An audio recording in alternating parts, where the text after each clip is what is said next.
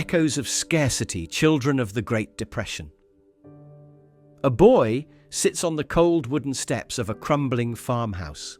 His ribs press against a thin flannel shirt, 2 sizes too small.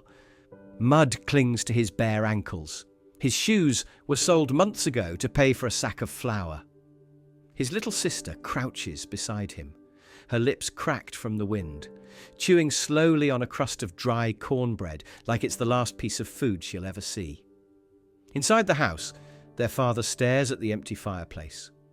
He hasn't worked in weeks, not since the local mill shut down. Their mother, once proud and full of life, now stands silent in the corner, sewing patches over patches on a threadbare coat. The silence between them all is louder than any storm, screaming questions no one dares ask out loud. Will we eat tomorrow? Will the bank take the house? Will winter kill us before hunger does? In towns across America, children lived this way, skipping meals not for diets, but because there was simply nothing to eat, selling newspapers on street corners instead of playing games, digging through trash bins behind bakeries hoping for scraps. They learned to save every penny, wear every sock until it tore beyond repair, and never ever waste anything. There were no safety nets, no guarantees, just parents trying to stretch a dime across an entire week, and children absorbed the message written every hungry night and every desperate morning. Money isn't just money. It's protection, power, and the difference between surviving and vanishing. Imagine what that does to a child's mind. To grow up believing that security is always temporary, that every moment of peace might collapse into chaos, that even joy must be rationed because happiness might cost too much tomorrow. They didn't just learn thrift, they internalized fear. Scarcity etched itself into their nervous systems. It shaped how they viewed the world, how they planned or didn't plan for the future. It whispered to them, even in moments of abundance, be careful. This could disappear. These children grew into adults who stockpiled canned goods even in times of prosperity, who flinched at the idea of taking financial risks, who stayed in jobs they hated because the thought of unemployment brought back too many ghosts. And they passed those beliefs on to their children, not through lectures, but through habits, silences, glances, and invisible rules around money. The Great Depression ended, but for many the scarcity never did. It lived on in bank ledgers, obsessively balanced to the last cent, in envelopes of emergency cash hidden beneath mattresses, in the quiet panic that stirred every time the market dipped, a bill came due, or a paycheck was late. These are the echoes of scarcity, Mo. And if you listen closely, you might still hear them today. Privilege's blind spot, JFK and the wealthy elite. Now picture a different boy. His hands are soft, untouched by labor. His shoes are polished daily by the house staff. He eats breakfast beneath a chandelier, the silver cutlery placed with military precision, his plate filled with fresh eggs, buttered toast, and fruit out of season. Outside the window, manicured lawns stretch toward the Atlantic, the breeze carrying salt and the scent of money. This is young John F. Kennedy in the family estate in Hyannisport, born into the opulence of one of America's richest families. His father, Joseph Kennedy, made millions before most Americans had ever seen a $100 bill. There was no hunger, no threat of eviction, no fear of tomorrow. Only summer homes, private yachts, and tailored clothes ordered from Europe.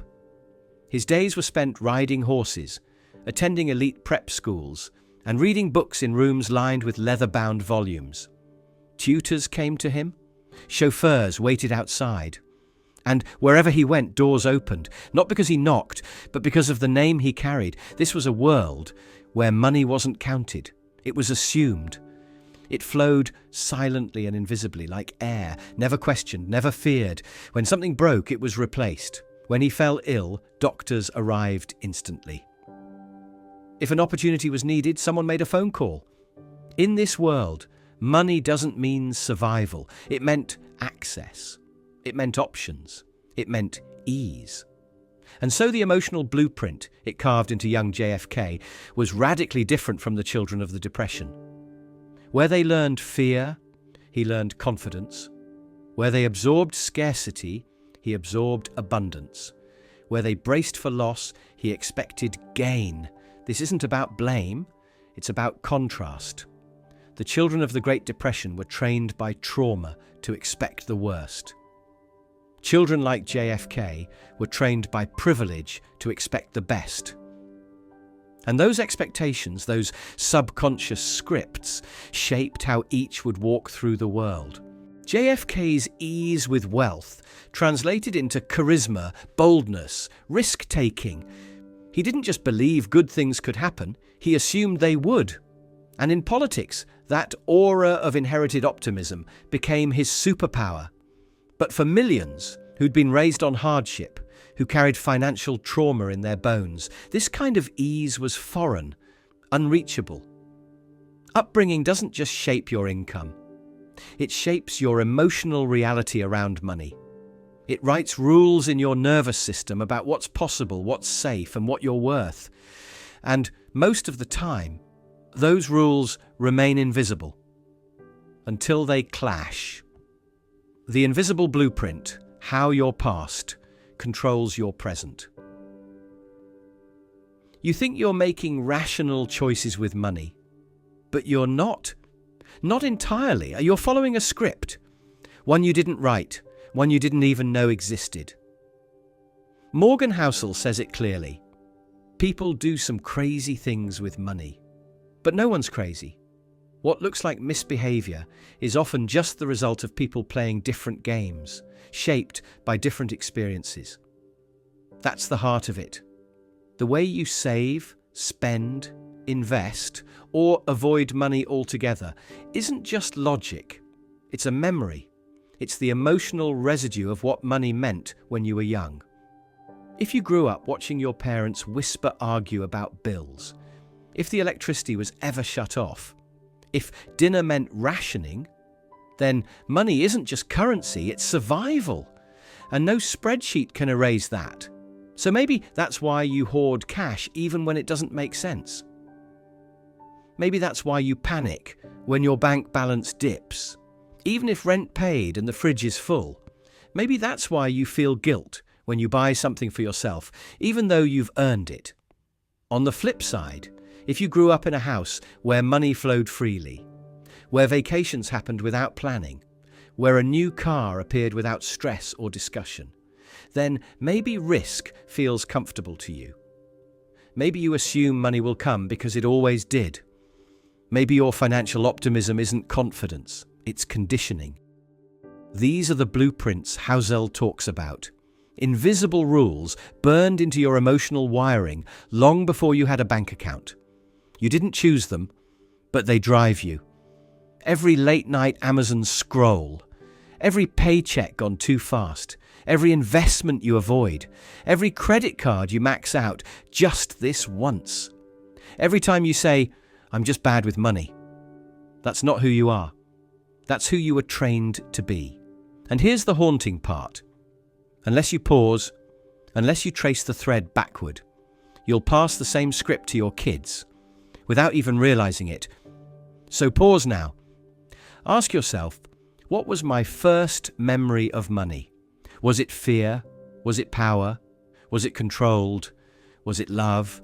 Conditional on how much was spent on you? Was it freedom or a chain?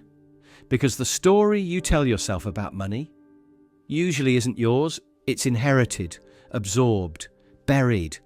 And as long as it stays buried, it rules you. But the moment you bring it into the light, the moment you question it, that's when the blueprint begins to crack. That's when change becomes possible. Because money isn't just math, it's emotion, history, memory. And if you want to change your financial future, you have to start by facing your financial past. When history hurts, the cost of financial fear. Fear feels safe, but it can quietly destroy everything you've worked for. It starts small. A decision not to invest because the market feels too risky. A job you stay in for years because at least it's secure. A house you never buy. A business you never start. A dream you never chase. Not because you don't want more, but because fear whispers, "What if I lose it all?" Morgan Housel tells the story of a man who lived through the Great Depression. Even in old age, with millions in the bank, he refused to invest a dime in the stock market. He kept his money in cash, hidden in envelopes around the house. To outsiders, he looked paranoid, but to him, it made sense, because the pain of watching banks collapse in the 1930s had carved fear deep into his bones. So he played it safe, and that safety cost him millions in long-term gains.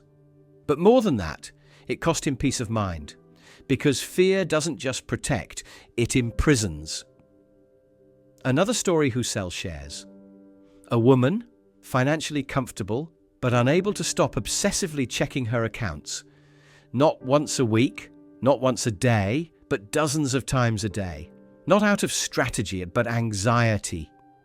She grew up in a household where money disappeared overnight. So, even with abundance, her nervous system only recognized one thing: danger. And then there's the couple who never took a vacation in 30 years, not because they couldn't afford it, but because they felt like they couldn't. Their scarcity mindset told them every dollar spent was a dollar closer to ruin. Even while their savings quietly rotted in low-interest accounts. This is what happens when fear becomes your financial GPS.